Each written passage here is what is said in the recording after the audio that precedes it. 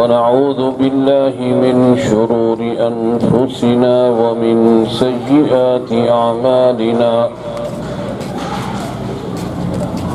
من يهده الله فلا مضل له ومن يضلله فلا هادي له وأشهد أن لا إله إلا الله وحده لا شريك له وأشهد أن سيدنا وسندنا وشفيعنا ومولانا محمدا عبده ورسوله أما بعد فقد قال الله تبارك وتعالى في الكلام المجيد والفرقان الحميد أعوذ بالله من الشيطان الرجيم بسم الله الرحمن الرحيم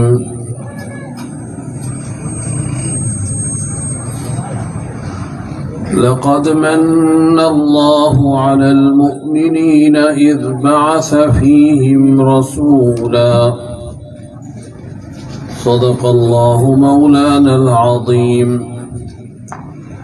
إن الله وملائكته يصلون على النبي يا أيها الذين آمنوا صلوا عليه وسلموا تسليما اللهم صل على محمد وعلى آل محمد كما صليت على إبراهيم وعلى آل إبراهيم إنك حميد مجيد اللهم بارك على محمد وعلى آل محمد كما باركت على إبراهيم وعلى آل إبراهيم إنك حميد مجيد رب اشرح لي صدري ويسر لي أمري واحلل عقدة من لساني يفقه قولي پیار و محبت کے ساتھ حضور اقدس صلی اللہ علیہ وسلم کی ذات اقدس پر درود شریف پڑھیں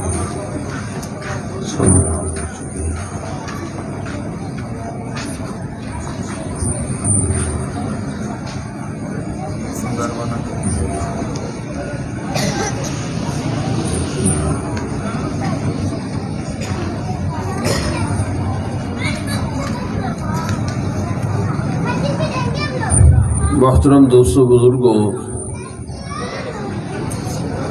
اللہ تبارک و تعالی نے اپنے بندوں کے لیے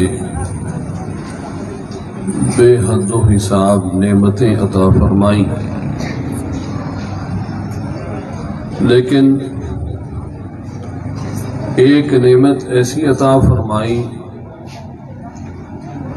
جو ان تمام نعمتوں سے بڑھ کر ہے، اور بے حد و حساب نعمتیں عطا فرمائیں لیکن کسی نعمت پر جتلایا نہیں کہ میں نے تم پر یہ احسان کیا، تمہیں یہ نعمت دی، لیکن ایک نعمت ایسی عطا فرمائی کہ جس نعمت پر جتلایا کہ میں نے مومنین پر احسان کیا۔ وہ نعمت کیا ہے؟ وہ رسول اللہ صلی اللہ علیہ وسلم کی ذات اقدس ہے۔ اگر ہمیں حضور اقدس صلی اللہ علیہ وسلم کے ساتھ نسبت حاصل نہ ہوتی تو آج ہم اللہ کے گھر کے سائے میں قرآن کریم کی نسبت سے، مدرسے کی نسبت سے جمع نہ ہوتے۔ تو جتنی بڑی نعمت ہوتی ہے اتنا اس کی حفاظت کی فکر کی جاتی ہے۔ آج انتہائی افسوس کے ساتھ کہنا پڑتا ہے کہ ہم دنیاوی طور پر تو اپنے چھوٹے سے چھوٹے نقصان سے بچنے کی فکر کرتے ہیں کہ ہمارا کوئی نقصان نہ ہو، لیکن یہ اتنا بڑا انعام اللہ نے عطا فرمایا،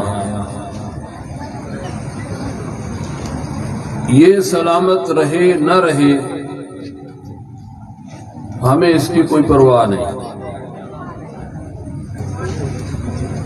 رسول اللہ صلی اللہ علیہ وسلم کے ساتھ نسبت کوئی معمولی نسبت نہیں، نبی تو بہت آئے، لیکن تمام نبیوں میں کوئی ایک نبی ایسا نظر نہیں آتا جو اپنی امت کے لیے رویا ہو۔ اپنے لیے رونے والے بہت آئے، خود حضرت آدم علیہ السلام 300 سال تک روتے رہے اپنے لیے۔ یہاں تک لکھا ہے کہ اگر ساری اولاد آدم کے آنسوؤں کو جمع کیا جائے تو جتنے آنسو حضرت آدم علیہ السلام نے بہائے، ساری اولاد آدم کے آنسو مل کر حضرت آدم علیہ السلام کے آنسوؤں کا 10واں حصہ بنتا ہے۔ تو روئے تو بہت، لیکن اپنے لیے۔ اور زبان پر کیا الفاظ تھے؟ قرآن کریم میں اللہ نے وہ الفاظ نقل فرمائے، ربنا ظلمنا انفسنا وان لم تغفر لنا وترحمنا وَإِن لَّمْ تَغْفِرْ لَنَا وَتَرْحَمْنَا لَنَكُونَنَّ مِنَ الْخَاسِرِينَ۔ تو روئے تو بہت، مگر اپنے لیے روئے۔ اسی طرح حضرت نوح علیہ السلام کو دیکھ لیں، جلیل القدر نبی ہیں، روئے ہیں مگر اپنے لیے روئے ہیں۔ اور آپ حضرات کے علم میں ہونا چاہیے کہ حضرت نوح علیہ السلام کا نام نوح نہیں ہے، علماء فرماتے ہیں کہ ان کا اصل نام عبد الغفار ہے۔ نوح کا معنی ہے بہت زیادہ رونے والا، اتنا زیادہ اللہ کے سامنے روتے تھے کہ نوح نام مشہور ہو گیا، لوگ اصل نام بھول گئے۔ تو اپنے لیے تو سبھی روئے، لیکن امت کے لیے صرف آقا صلی اللہ علیہ وسلم روئے ہیں۔ اور پھر یہ رونا ایسا نہیں تھا جو قبول نہ کیا گیا، یہ رونا ایسا قبول ہوا کہ احادیث میں ثابت ہے کہ اللہ کے حبیب صلی اللہ علیہ وسلم نے فرمایا، حدیث کا مفہوم ہے کہ اللہ نے میرے رونے کو قبول کرتے ہوئے میرے ساتھ وعدہ کیا ہے کہ میرے محبوب آپ پریشان نہ ہوں، میں آپ کی امت کے 70,000 لوگ ایسے جنت میں بھیجوں گا جن سے کسی قسم کا کوئی حساب کتاب نہیں ہوگا، اور ان 70,000 میں سے ہر ایک کو یہ اجازت دوں گا کہ اپنے ساتھ 70,000 بندہ جنت میں لے جائے۔ ذرا حساب لگائیں تو کتنا بنتا ہے؟ 1,40 کروڑ انسان اس امت کے بغیر حساب کتاب کے جنت میں جائیں گے۔ دعا کریں اللہ ہمیں بھی ان میں شامل فرما لے۔ تو یہ کیوں؟ یہ انعام و اکرام کیوں؟ اس لیے کہ آقا صلی اللہ علیہ وسلم کے رونے کو اللہ نے قبول فرمایا۔ اسی طرح ایک روایت میں آتا ہے، حدیث کا مفہوم ہے، فرمایا کہ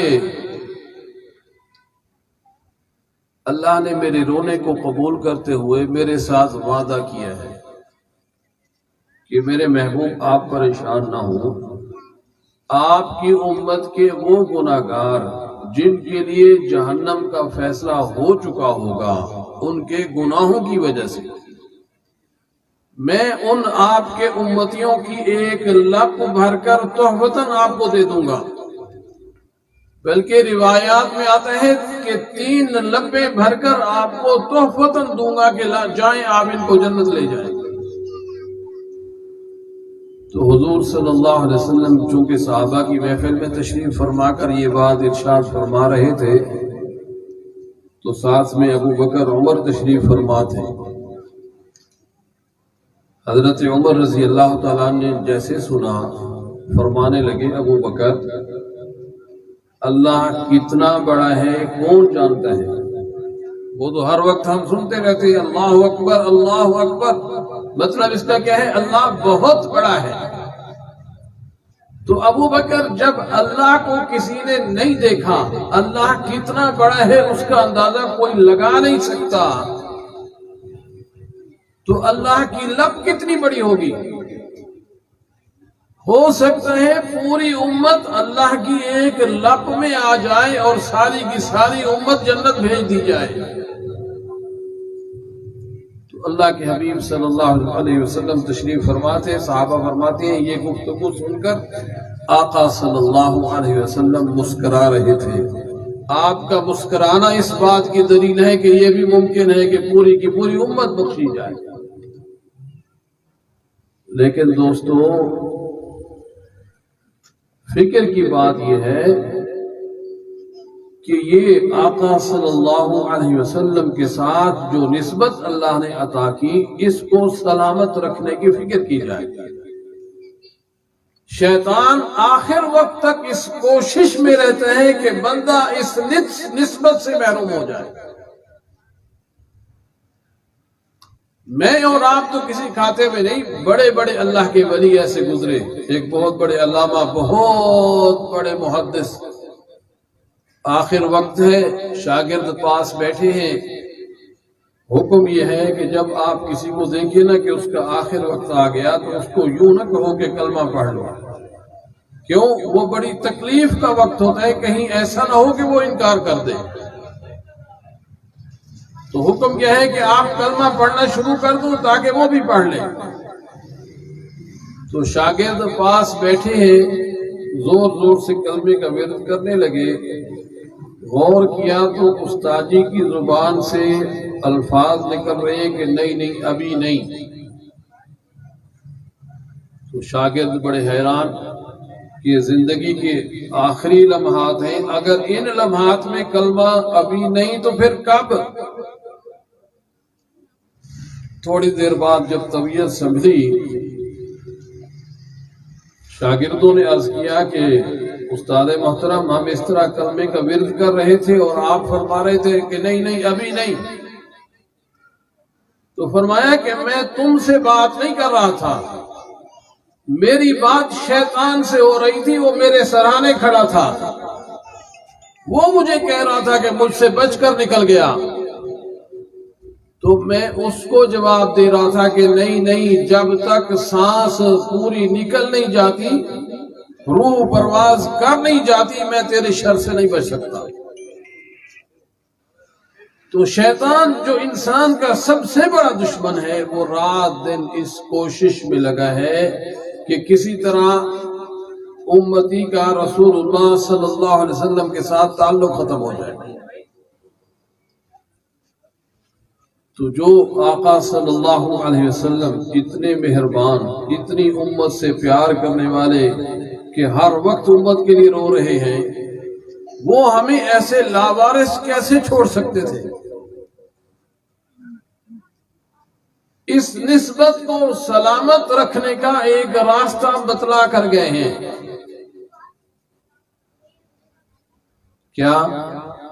امی عائشہ صدیقہ رضی اللہ تعالیٰ عنہ فرماتی ہیں میں نے ایک دفعہ عرض کیا اللہ کے حبیب ہر وقت آپ امت کرتے رہتے ہیں، امت کے لیے روتے رہتے ہیں، میدان محشر لگا ہوگا، ساری خلق خدا کھڑی ہوگی، آپ امت کو پہچانیں گے کیسے؟ فرمایا عائشہ بڑا آسان ہے، میرا امتی نماز پڑھتا ہوگا، نماز کے لیے جو وضو کرے گا، وضو میں جو آزاد ہوئے گا وہ چمکتے ہوئے نظر آئیں گے، میں پہچان لوں گا یہ میرا امتی ہے۔ یہی وجہ ہے کہ جب دنیا سے جانے لگے جبرائیل علیہ السلام حاضر خدمت ہیں کہ اللہ کے حبیب ملک الموت باہر کھڑا ہے، اس کو اندر آنے کی اس وقت تک اجازت نہیں جب تک آپ اجازت نہ دیں۔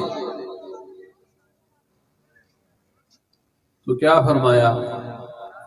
یہ نہیں کہ فاطمہ کو بلاؤ میں ذرا دو باتیں کر لوں، حسن و حسین کو بلاؤ میں ذرا پیار کر لوں، ایسا نہیں، بلکہ فرمایا کہ جبرائیل تھوڑا رک جاؤ، مجھے امت سے بات کرنے دو۔ کیا مطلب؟ امت حضرت فاطمہ سے بھی زیادہ پیاری ہے۔ افسوس آج امت نے ہر وہ کام پکڑ رکھا ہے جس سے حضور صلی اللہ علیہ وسلم نے منع فرمایا۔ ہونا تو یہ چاہیے تھا کہ ہم قدم قدم پر نظر آتے کہ ہم رسول اللہ صلی اللہ علیہ وسلم کے ساتھ نسبت رکھتے ہیں، اور قرآن کریم میں حکم بھی یہی ہے، آمینو کما آمن الناس، اس طرح ایمان لاؤ جس طرح یہ صحابہ ایمان لائے۔ لیکن افسوس، آپ ذرا توجہ فرمائیں، میں بات کو ختم کرنے لگا ہوں۔ آپ باشعور سمجھدار لوگ بیٹھے ہیں،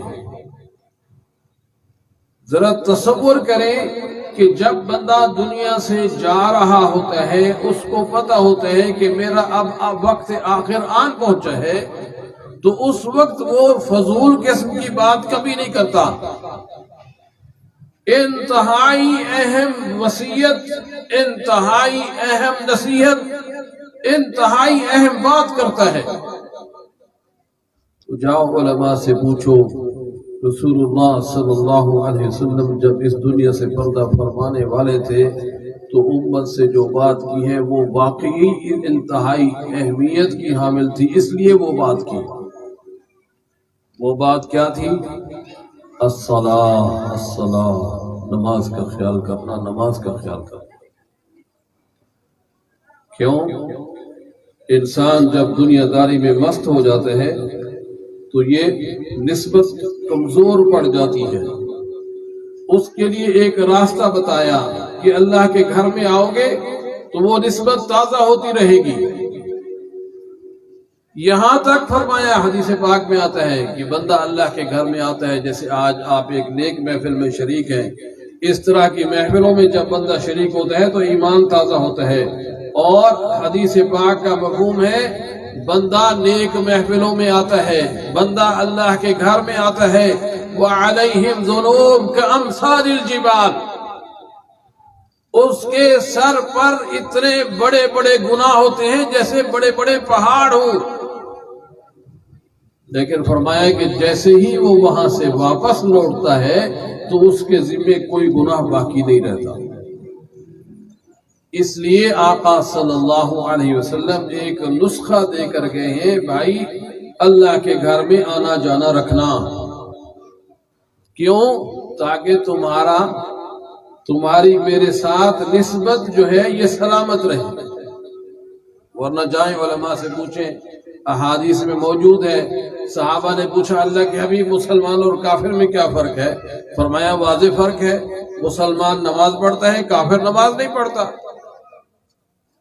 یہ بھی الفاظ موجود ہیں، من ترک الصلاۃ متعمدا فقد کفر، جس نے جان بوجھ کر نماز چھوڑ دی کافر ہو گیا۔ یہ بھی حدیث موجود ہے، حدیث کا مفہوم ہے کہ جس نے صرف ایک نماز عصر کی چھوڑ دی، وہ تیرا اہل و مال، اس کا سب کچھ، اہل بھی مال بھی، اس کا سب کچھ برباد ہو گیا۔ یہ اتنی تاکید کیوں کی؟ تاکہ یہ نسبت سلامت رہے، اور اس خوش فہمی سے نکلنے کی ضرورت ہے کہ خالی نعرے لگانے سے بات بنے گی۔ اللہ کے بندو، صحابہ کے ساتھ جو جنت کا وعدہ اللہ نے قرآن کریم میں فرمایا وہ اٹل ہے، اور جب اللہ کے حبیب صلی اللہ علیہ وسلم دنیا سے چلے گئے اب کسی قسم کی کوئی تبدیلی کا کوئی امکان نہیں۔ لیکن صحابہ نے تو نماز نہیں چھوڑی، صحابہ نے تو اللہ سے ڈرنا نہیں چھوڑا۔ ہم قدم قدم پر اپنی منمانیاں کر رہے ہیں اور سمجھتے ہیں کہ ہم رسول اللہ صلی اللہ علیہ وسلم کے غلام ہیں۔ اور کتنی عجیب بات ہے، ان کا نام لے کر خوشیاں مناتے ہیں اور ان خوشی کے نام پر ایسے ایسے طرز عمل اختیار کرتے ہیں جن سے ان کو تکلیف ہو، ہیں ہم غلام۔ تو دوستو، شفاعت برحق ہے، لیکن مومن کے لیے، اس کے لیے جو ایمان سلامت لے کر دنیا سے چلا گیا اور ایمان کی سلامتی کے لیے راستہ بتلایا کہ اللہ کے در کو نہ چھوڑنا۔ کیا کیا بیان کیا جائے، رسول اللہ صلی اللہ علیہ وسلم کو اس امت کے ساتھ اتنی محبت، اتنا پیار کہ جناب میدان محشر میں کھڑے ہیں، ساری خلق خدا ایک ہی بات کر رہی ہے کہ نفسی نفسی، کہ اللہ مجھے بچا لے۔ ایک آقا صلی اللہ علیہ وسلم ہے جن کی زبان اطہر پر ہے امتی امتی امتی۔ تفصیل کا وقت نہیں، مختصر آپ علماء سے سنتے رہتے کہ جب سارے انبیاء اس بات پر جواب دے دیں گے کہ آج اللہ کے سامنے کوئی بات نہیں کر سکتا، تو رسول اللہ صلی اللہ علیہ وسلم کے قدموں میں سب جائیں گے، حضور صلی اللہ علیہ وسلم ایک طویل سجدہ فرمائیں گے، تو پھر اللہ ارشاد فرمائیں گے میرے محبوب آپ فرمائیں آپ کیا چاہتے ہیں؟ تو آقا صلی اللہ علیہ وسلم عرض کریں گے کہ باری تعالیٰ خلق خدا پریشان ہے کہ کم از کم میدان محشر کی گرمی سے نجات ملے، تو یہ چاہتے ہیں کہ حساب کتاب شروع ہو۔ تو حدیث پاک میں آتا ہے، حدیث پاک کا مفہوم ہے، اللہ فرمائیں گے کہ آج کون ہے جو ہمارے سامنے حساب دے سکے۔ وہاں تو کیفیت یہ ہے کہ انبیاء تھر تھر کانپ رہے ہیں۔ اس مشکل گھڑی میں جب انبیاء تھر تھر کانپ رہے ہیں، رسول اللہ صلی اللہ علیہ وسلم اپنے اس یار غار کو آگے کریں گے جس کے لیے فرمایا تھا میں نے سب کے احسان اتار دیے، ایک صدیق کے احسان میں نہیں اتار سکا، قیامت کے دن خدا خود اتارے گا۔ ایسا جانثار کہ اگر اس کی قربانیاں نہ ہوتی، خدا کی قسم آج ہم مسلمان نہ ہوتے۔ اب یہ آگے پیش ہوں گے۔ روایات میں آتا ہے سیدنا صدیق اکبر رضی اللہ تعالیٰ عنہ کو اور تو کچھ سمجھ میں نہیں آئے گا، دیکھیں گے کہ تھوڑی دیر پہلے جہاں آقا صلی اللہ علیہ وسلم نے سجدہ فرمایا یہ بھی وہاں سجدے میں چلے جائیں گے۔ وقت نہیں اور نہ یہ موضوع ہے۔ صدیق اکبر رضی اللہ تعالیٰ عنہ کو اللہ نے یہ تمام صحابہ میں صرف صدیق اکبر کو یہ شرف بخشا ہے کہ بہت ساری باتوں میں آقا صلی اللہ علیہ وسلم کے ساتھ مشابہت حاصل ہے، اور میدان محشر میں بھی صرف سیدنا ابو بکر صدیق رضی اللہ تعالیٰ عنہ کی شخصیت نظر آتی ہے کہ یا تو آقا صلی اللہ علیہ وسلم سجدہ فرمائیں گے یا ابو بکر صدیق رضی اللہ تعالیٰ عنہ سجدہ فرمائیں گے۔ لیکن ان کے پیش ہوتے ہی یا تو یہ جلال کی عالم تھا، جلال کا عالم یہ تھا کہ انبیاء تھر تھر کانپ رہے تھے، یا پھر جلال جمال میں ایسا بدلے گا کہ ان کے بعد جب عمر فاروق پیش ہوں گے، حدیث پاک میں ہے کہ اللہ فرمائیں گے السلام علیکہ یا عمر۔ یا تو جلال تھا یا پھر سلامتیاں بانٹی جا رہی ہیں۔ تو مختصر یہ کہ بات دیگر تمام صحابہ کو پیش کر رہے ہیں، کس لیے؟ حالانکہ یہ تو بڑا مشکل وقت ہے، سارے انبیاء پریشان، ساری خلق خدا پریشان، اور ادھر اپنے جانثاروں کو پیش کیا جا رہا ہے، کس لیے؟ اس لیے کہ ان کو دیکھ کر اللہ کا جلال جمال میں بدل جائے اور میری امت کے لیے آسانی ہو جائے۔ پھر آسانی کیسے ہوگی؟ علماء تشریف فرما ہے، آپ تصدیق کر لیں، حدیث پاک میں یہاں تک بھی آتا ہے کہ اس طرح بھی آسانی ہوگی، ایک بندہ پیش ہوگا، شرط میں نے بنیادی بات بتائی ہے، شرط یہ ہے کہ رسول اللہ صلی اللہ علیہ وسلم کے ساتھ جو نسبت ہے وہ سلامت رہے، ایمان سلامت رہے، ایمان سلامت لے کر دنیا سے جائے۔ پھر ایسا بھی پیش ہوگا، فرشتے کہیں گے ساری زندگی غفلت میں گزار کے آیا ہے، کچھ بھی کر کے نہیں آیا۔ اللہ فرمائیں گے پھر بھی دیکھو شاید کچھ نہ کچھ مل جائے۔ تو فرشتے عرض کریں گے اس کے نامہ اعمال میں اور تو کچھ نہیں، ایک جگہ لکھا ہوا ہے کہ آدھی رات کا وقت گزر چکا تھا، یہ انتہائی مدہوشی کے عالم میں سویا ہوا تھا، اس نے کروٹ بدلی اور اس کے منہ سے نکلا اللہ۔ تو اللہ تعالیٰ فرمائیں گے یار یہ میرا بندہ ہے، میرا محبوب کا امتی ہے، میں اس کی گواہی دیتا ہوں۔ اصل میں اس وقت قبولیت کا وقت تھا، آسمان سے اعلان ہو رہا تھا ہے کوئی مغفرت مانگنے والا، میں اس کی مغفرت کر دوں۔ تو اس وقت یہ بیچارہ اصل میں کہنا یہ چاہتا تھا اللہ مجھے معاف کر دے، لیکن بیچارہ نیند کی غفلت کی وجہ سے بات پوری نہیں کر سکا، چلو اس کو بھی جانے دو۔ لیکن دوستو آخری حل، اب ہمارے پلے اور کچھ نہیں رہا، صرف ایک اللہ کا ڈر جس کو ہم بھول چکے ہیں، اور ایک اللہ کا ڈر۔ دونوں چیزوں سے ہم محروم ہو چکے ہیں اس وقت، نہ اللہ کا ڈر رہا نہ اللہ کا در رہا، اور ہمارے تمام مسائل کا حل ان دو چیزوں میں ہے، ایک ہمیں اللہ کا ڈر نصیب ہو جائے، ایک ہمیں اللہ کا در نصیب ہو جائے، وگرنہ سب فضول ہے۔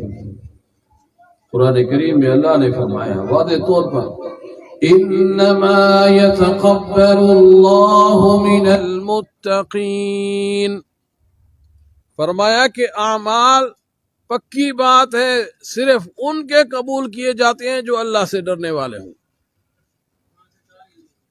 اس لیے دوستو آج وقت ہے، اگر غفلت میں ہم زندگی گزار چکے ہیں تو آج وقت ہے کہ ہم اپنی سابقہ غفلت کی زندگی سے توبہ کریں اور آئندہ کے لیے اللہ کے گھر کی حاضری کو یقینی بنائیں۔ اگر اللہ کا ڈر مل گیا، اللہ کا در مل گیا، دنیا آخرت کی نعمتیں مل جائیں گی، وگرنہ جس کیفیت سے آج امت مسلمہ گزر رہی ہے، اگر ہم نے اپنی حالت کو نہ سدھارا، اگر ہم نے اللہ کے گھر کی حاضری کو یقینی نہ بنایا، اگر ہم نے اپنے دلوں میں اللہ کا خوف پیدا نہ کیا،